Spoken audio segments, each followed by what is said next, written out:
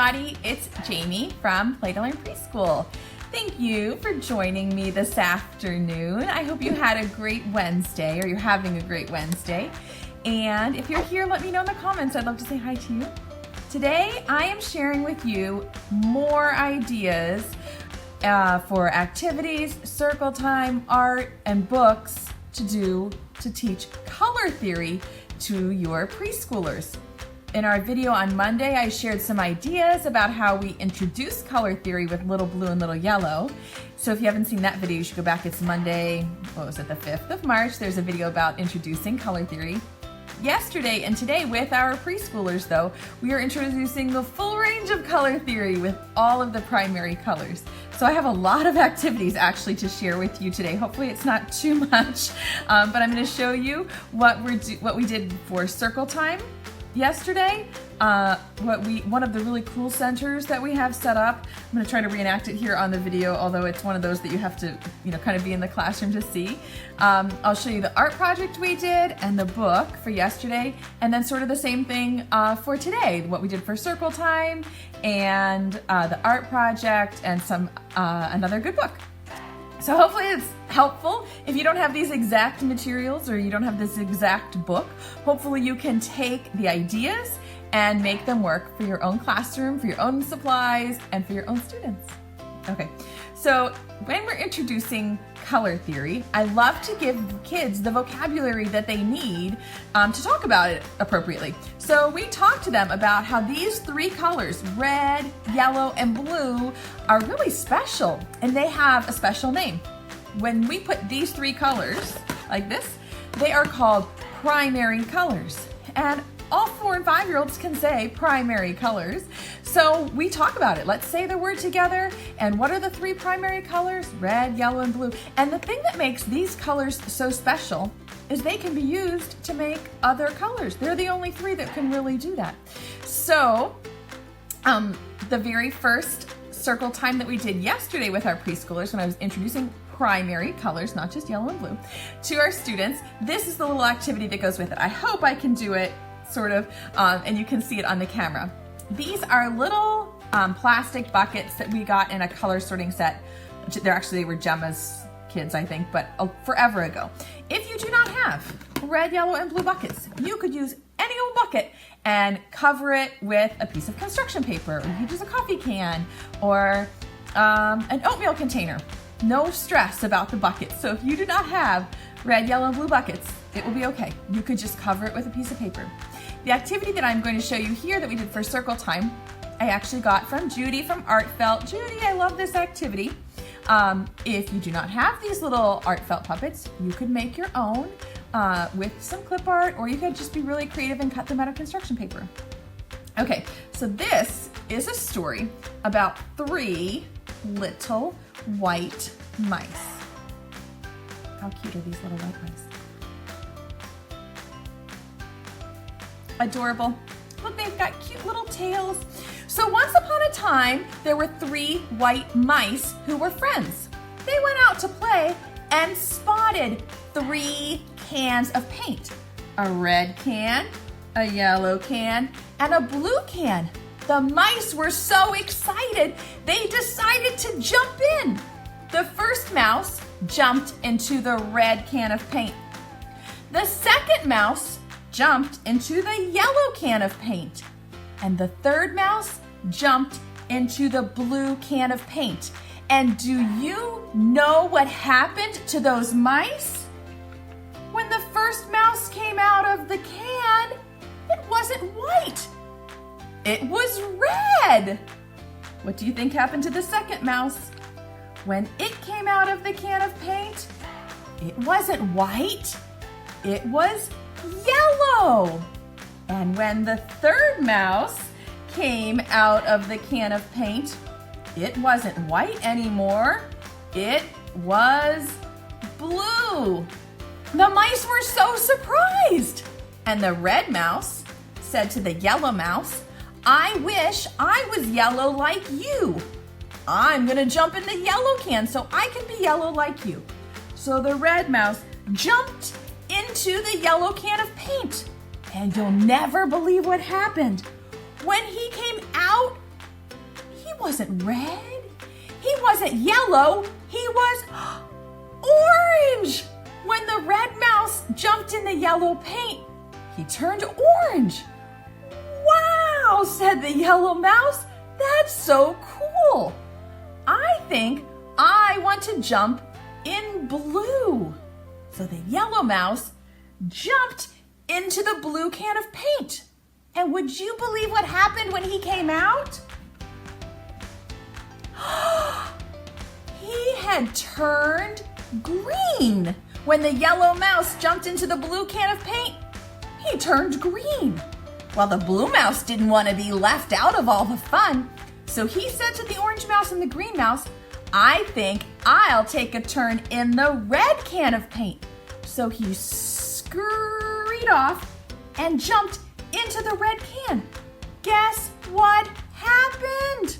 Of course, I'll solicit some predictions from the students. The blue mouse turned purple. When the blue mouse jumped into the red can of paint, he turned purple. The mice thought this was fantastic. It's almost like magic, they said. What a wonderful discovery. When we mix up our colors, we can make new colors. And so that's a really simple way just to introduce the idea of mixing primary colors to make secondary colors. And of course, I'm going to give my kids that vocabulary, right? I want them to know the red, yellow, and blue are primary colors. And when you mix them up, orange, green, and purple are secondary colors. And my students eat it up when I give them those big magic words. So this is how I introduced color mixing to our preschoolers. Judy, of course, has a free download. I left the link up in the video description. So what you want to do is go to that link. You can see the puppets and they fit on the felt board, or you could wear them like I have on my hand. It also includes some pieces of felt if you want to make your own cans. She includes a nice piece of felt for all of the primary colors. And the best part, you can download the free teaching guide and print it off to use with your own students. So this isn't the one, this is the one that came with the puppets, but it tells you what order to put the mice in the jars. So the red jar will have a purple mouse on the bottom and a red mouse. The yellow one will have orange on the bottom and yellow on the top. And the green will have a green mouse on the bottom and blue on the top. Now I just gave all my secrets away. So that's how we introduce color mixing. And of course I leave these out. My students love to retell this little story. After we did that during circle time, then we put out those same buckets of paint. Yellow, a little yellow pot of paint, a little red pot of paint, and a little blue pot of paint. This is washable tempera paint because we're gonna use it to get messy. I'm not using my acrylics on this. And we let the kids discover what would happen if they mixed the paint. The way that I like to do this is have them choose one color for their left hand and one color for their right hand. You can do it any way you want. You can put 2 blobs on the paper. If you don't like the mess, I say embrace the mess. But if you don't like the mess, you can put them in a Ziploc bag, 2 different colors. And then you're gonna have the kids either mix them up on the paper or mix them up on their hands and make a print. And so we did that. This is fingerprint paper. But like I said, I didn't use finger paints. I used tempera. You can use finger paints. Don't stress, use what you have. And so they mixed a little blue on their hand, a little red, and then mixed them together in the middle. And I printed these little tags. I know they're backwards, I'm on the selfie cam. I printed these little tags when the papers were dry to attach so that when they go home, the parents aren't like, oh, there's a big pile of paper. So the parents, it says, ask me what happened when I mixed red and blue. And then they use baby wipes and wash off their hands. I actually took a pretty crazy picture of how many baby wipes we went through when we did this yesterday. So this one says, ask me what happened when I mixed blue and yellow. The kids never get tired of this. They'll just use a baby wipe real quick and they'll be like, give me 2 more squirts. This time I want yellow and red. Then we'll mix them up on the paper. So they just have this little pile of paints. Ask me what happened when I mixed red and yellow. And after they've all kind of had a turn to, do the finger painting and mix them together, then of course somebody's like, I want them all, I want all the colors. I'm like, well, do you think we could do that? We didn't do that with the mice. And of course the kids are so excited to find out what's gonna happen when they mix all of the colors. So we put 3 little blobs of paint on their paper. There's a red, a yellow, and a blue, and they can mix them together. And my students started to notice, like, oh, over here there's some green, and over here some orange, and look in the middle, you know, oh, it turned brown. And I wrote a little tag that says, ask me what happened when I mixed red, blue, and yellow. And so we just let the pages dry, staple them together, and then the kids can take home their color mixing paintings, kind of like a little book.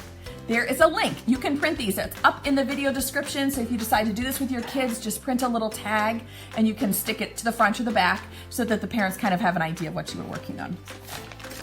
The center that was the most popular in my classroom this week, it's kind of hard to show you because it's one that we have on the floor, and I don't do great Facebook Live videos on the floor. Y'all don't need to see that, me laying on the floor, sitting on the floor. But I have a video, like a projector, you know, that I use when I'm doing workshops and classes, and it's got a really bright light. You could use the light table. You could use just a flashlight, which is what I'm gonna do to demonstrate this. You could use, if you have an overhead projector, I'm totally jealous. I wish I still had an overhead projector. Some kind of a bright light. And then what I did with our Magnetile collection is I just put out the primary color Magnetiles.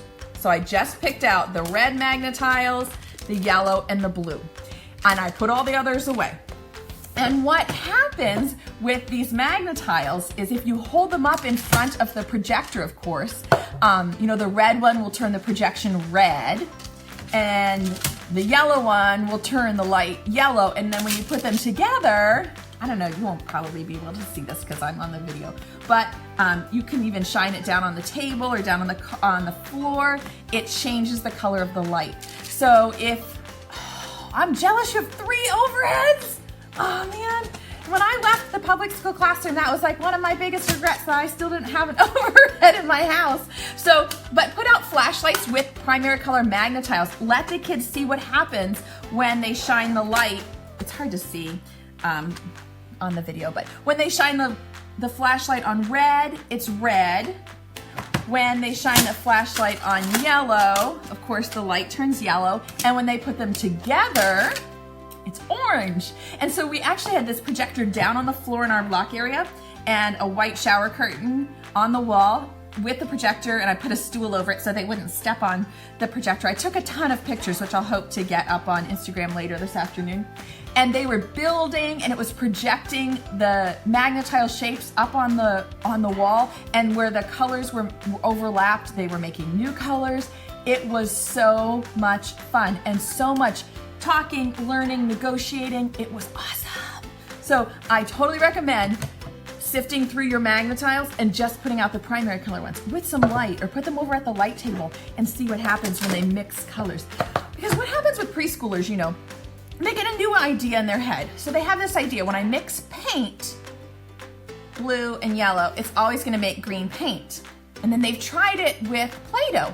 When I mix blue Play-Doh and yellow Play-Doh, it's always gonna make green Play-Doh.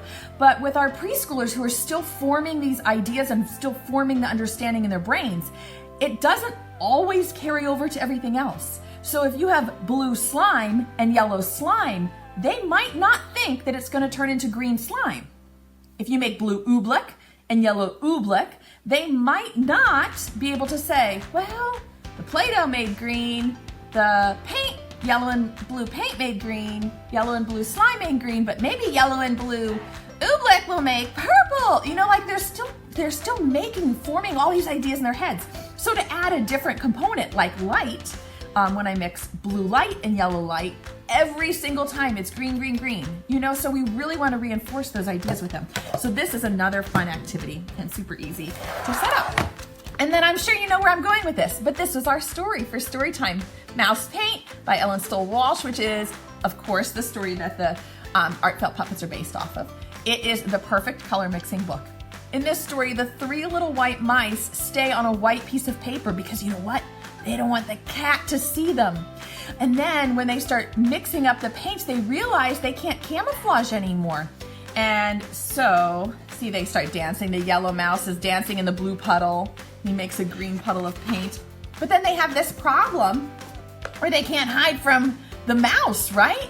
Because they're not white anymore. So at the end of the story, they've decided they'd paint some of the paper blue so they can hide, some orange so they can hide, some of it green, some purple, and of course they left some of the paper white because of the mouse. You know, they wanted to be able to hide from the mouse. So these are all some really easy, fun activities that you can do with your kids when you're teaching them or introducing color theory. That was yesterday. We had a great day yesterday. It was busy, busy, busy. And then today I'm going to share with you another book and another art project that we did. I left the Magna-Tiles out because they came bounding out of their cars this morning like, do you still have the light up in the block center? I said, yes, the light is still over there. Do you have the flashlights? I'm like, everything's still up, you know, so they really wanted to experiment with it again. Okay. So today, during our morning meeting, I read them this super quick book. It's called I Love Colors by Hans Wilhelm, and it's about a little white dog who, you'll see a recurring theme, right? Who decides to dip parts of his body into the paints. So he dips his tail into red, he dips his legs into, or he dips his head into yellow, he dips his legs into blue, and then of course, he starts mixing them, right? So his head is yellow and his tail is red, and what happens where those two meet? He turns orange, and then by the end, like he's got blue feet, and then he's gonna dunk one yellow foot into the blue, and it's gonna change his feet green, and by the end he's like a rainbow dog, right? So it says, look at this rainbow dog, and he jumps into the swimming pool. Watch out, here comes rainbow dog, and splash, he's white again. So it's about dipping the ear into the paint, dipping the foot, dipping the tail, dipping his nose into the paint, and making different colors. So the art center then that we had set up for our students to investigate was a dipping center. I loved this. It was a little bit messy, but it was so much fun. So we gave everybody a paper towel. Now you're gonna wanna use the really good absorbent paper towels. Do not do the school paper towel, the one that feels like sandpaper. That is not gonna work. And we taught our students how to fold, which is a pretty good skill for a 4- and 5-year-old to have. So we said, you know, like match up the edges and push it down. They're doing it on the table. And then we're gonna make it into triangles. So again, match up the edges and push it down. Again, match up the edges. We're just gonna keep making a smaller triangle, smaller triangle, smaller triangle. And the kids are like, we're making paper airplanes. Not quite. And so you can do it as small or as big as you want. So we just made these little paper towel triangles. And then I put out 3 colors of watercolor paint. You could use food coloring. It doesn't really make any difference. You want it to be pretty dark. So we have red. This is yellow. It's left over from this morning, so it's got a little red in it because you know it happens. And blue. And so they each had their paper towels and these cups of really darkly colored water. And so then what we talked about is how the triangle has 3 sides. 1, 2, 3. And it has 3 points. 1, 2, 3. And we were gonna dip each point into a different primary color to see what happens.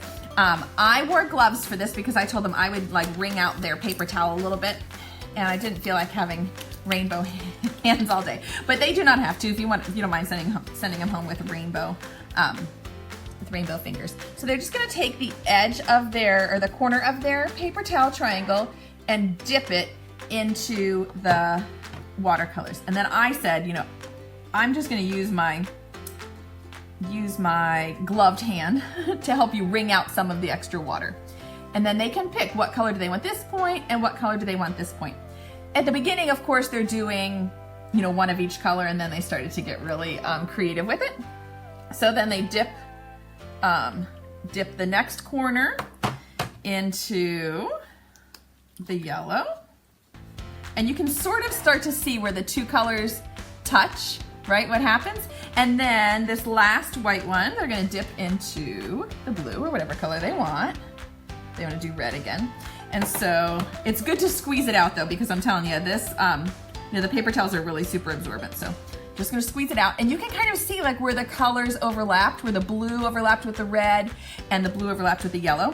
And then they're gonna open up their paper towel to see what they've created. So when they open up this little paper towel square, rectangle. They have this really cool tie-dyed picture, right? So then we just let them dry. You know, they can put these on a big shower curtain on the floor and let them dry. But you can kind of see, we only had red, yellow, and blue paint. And you can kind of see like where the yellow and blue touched, we got some green, and where the blue and red overlapped, we got some purple. And so we just laid these out to dry, you know, on a tray, or you could put them on a shower curtain, because we have, you know, like 100, because as soon as they open it up, they're like, oh, do it again, I want to, give me another paper towel, and they're folding them all up into these like teeny tiny little triangles, or they want to try it with a great big triangle, and they turned out so cool. So these are a few of the finished ones that the kids did this morning. Don't they look awesome? And we had them write their initials on the corner with a Sharpie.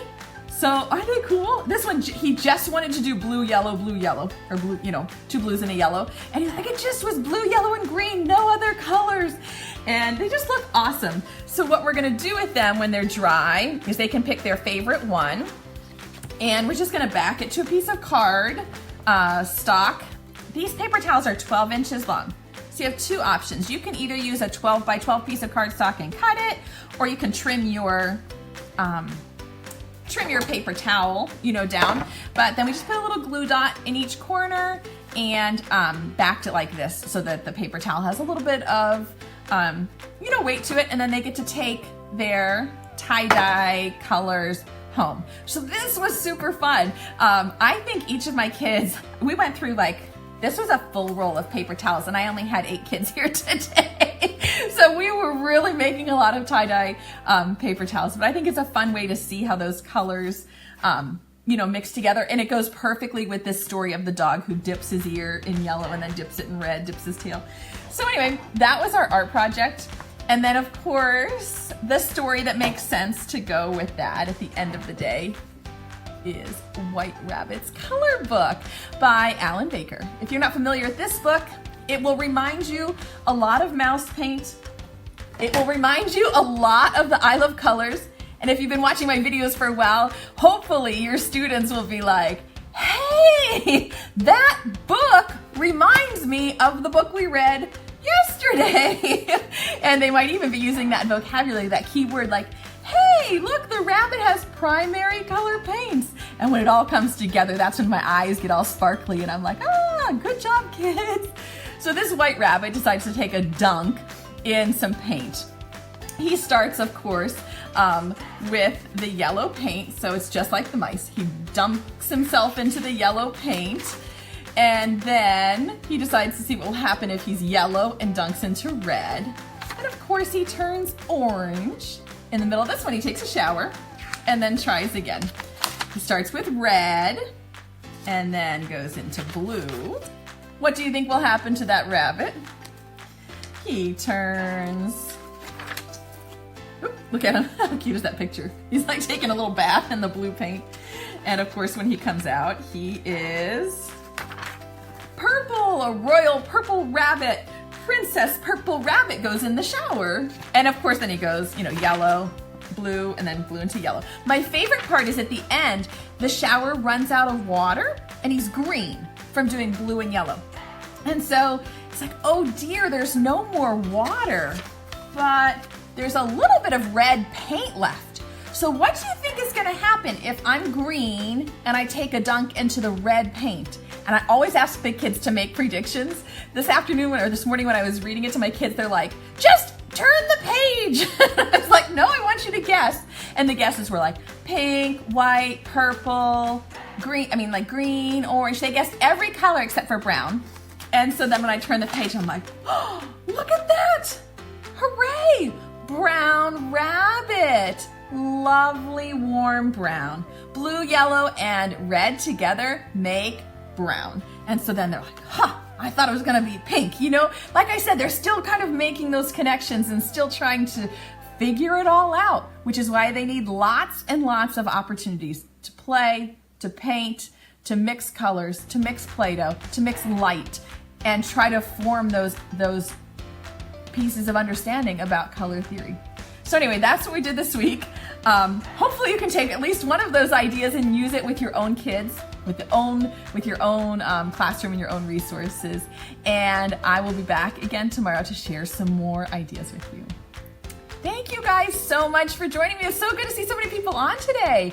I will hop back on and try to answer some of your questions in the comments. I was having a hard time reading them all as they were going through, but have fun playing and learning. All of the names of the books and everything, the links are all in the video description, so check the video description. Have fun playing and learning with your kids, everybody. See you next time. Bye-bye.